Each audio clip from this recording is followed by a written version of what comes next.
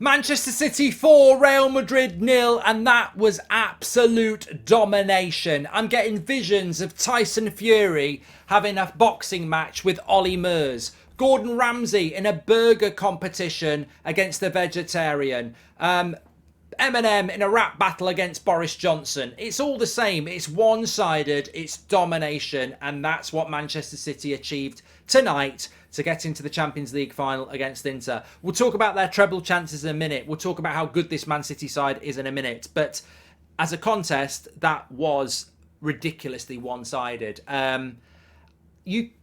Look, I said it on the watch along. It's not mutually exclusive that Real Madrid can be absolutely dreadful and Manchester City can be absolutely fantastic. And I think that's what we witnessed. I don't think there would have been many teams that could have lived with Man City tonight.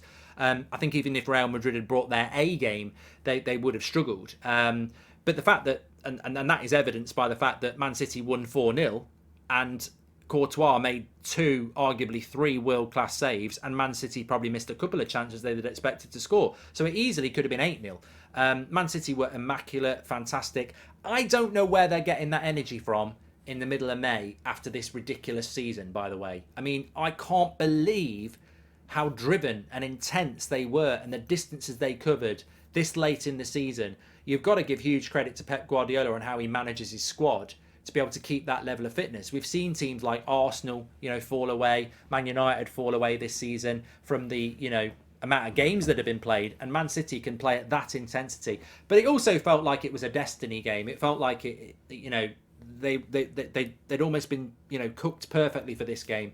Real Madrid in both ties lacked intensity. I felt the first half an hour in Spain was not dissimilar to this game. It was almost like they were riding their luck and they weren't going to get away with it across 2 games. I mean, Vinicius Junior scored a fantastic wonder goal last week, but you can't rely on that. They created very few open chances in the Man City box. Man City defend really well as well, which goes unnoticed. There's another clean sheet. But I felt very, very quickly that Real Madrid, I mean, it's past their sell-by date now. I thought last year was past their sell-by date, and it was an incredible run and a deserved Champions League for them. But this season, they just came up against a team that was far better than them. And I would argue that in this tournament, there may well be teams better than Real Madrid as well as Man City. But tonight, they were dreadful. Watching people like Kroos and Modric and Valverde misplace pass after pass. Yeah, they were under pressure at times, but there was always also opportunities where Man City dropped off or were taking a breather and they'd misplace a pass and give them the ball back. Real Madrid's plan across 2 legs was they just didn't seem to run as much. They didn't seem to be as intense. They didn't seem to be as accurate in their passing. They didn't seem to be as focused. And they ultimately they paid the price. Manchester City, on the other hand, were ridiculously good. You'll struggle to deal with them. Anybody will struggle to. If they play like that for the rest of the season, they will win the treble, and they are the best team in the world. I don't like saying that, but it is what it is, and we know why it is. It's because over the last, you could say ever since they've had money from Abu Dhabi, but certainly since Pep Guardiola's come in, however many years that is now, it's been a journey of getting better and better and better. And there's been departures and there's been additions, but ultimately, I think the whole point has been building towards this in the Pep Guardiola era at Manchester City. They've got lots of wealth. They've got amazing infrastructure. Their youth setup is remarkable. You look at the amount of players that are from the Man City youth system that are playing regularly around Europe at a good level, that have never really played for Man City.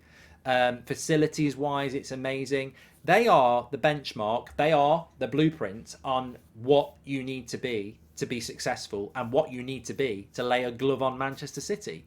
You have to have a lot of money.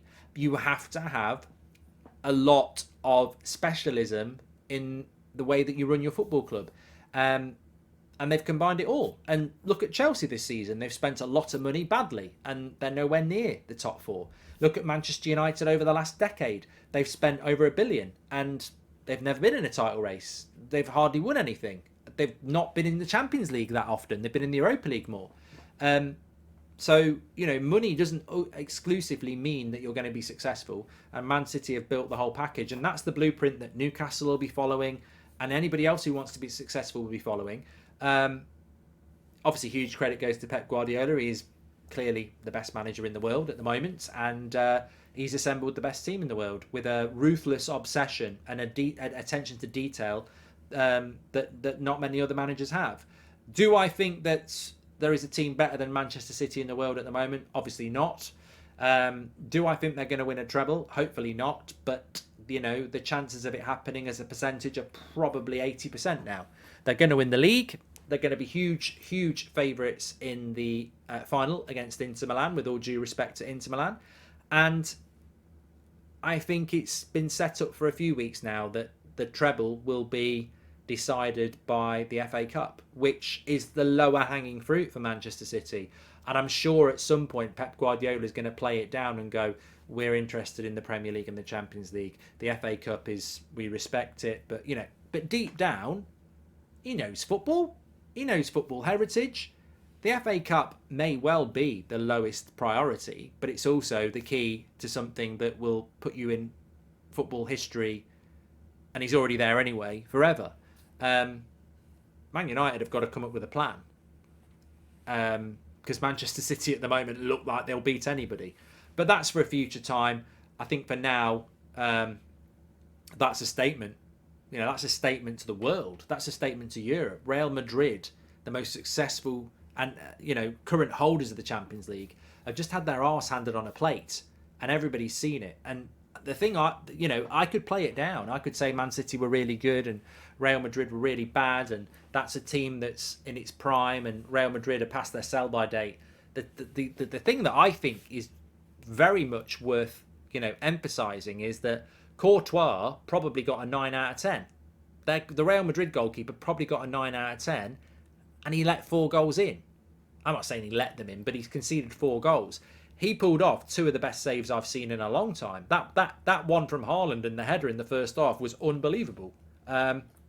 It should have been 8-0. Not could have been, it should have been 8-0. Man City were that dominant. 4-0, I think, felt like a bit of a let-off for Real Madrid. So, look, that's the headline. It should have been 8. I can't think of and look, I'll allow the comments to have the research, but I can't think of a more dominant Champions League semi-final I can't think of one. That's the thing. I can't think of one. It was ridiculously one-sided.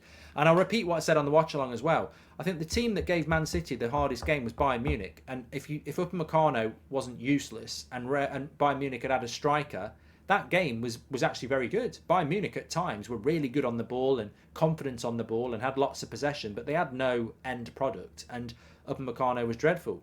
But Man City still dealt with them. So they are the best team in the Champions League, and it's going to take a major shock for Inter to stop them, which I don't think they can. But that's for June the 10th.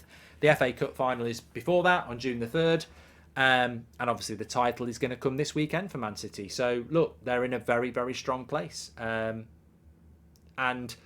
beyond this season, whatever happens, is it going to change massively next season? I think if you're a Real Madrid or a Bayern Munich or a Man United or a Liverpool or an Arsenal or a Chelsea or anybody else that fancies themselves in the future, you've got to look at that tonight and go, right, it's not just 2 or 3 players that's needed.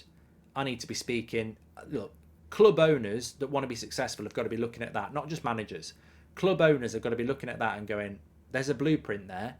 Am I that committed? And look, fans will be thinking it tonight. Man United are going through it at the moment. Liverpool considered it a few months ago. If you're an Arsenal fan or a Liverpool fan or a Man United fan, you've got to be looking at that tonight and going, look, it doesn't matter how morally grounded we want to be.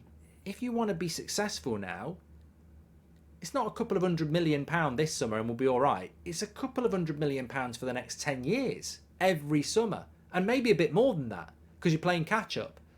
You've got to spend a hell of a lot of money. And it's not just spending the money as well. It's the infrastructure. It's the people you recruit. You've got to have the best director of football. You've got to have the best coaches. You've got to have the best scouts. You've got to have the best facilities. And then you've got to spend the money as well. It's not many clubs can do it. And if you can't do it, I think you're going to struggle to compete. But look, Man City are the best team in the world at the moment. I don't like it, but it's true. Make sure you smash a like on the video and subscribe. Get your comments in below.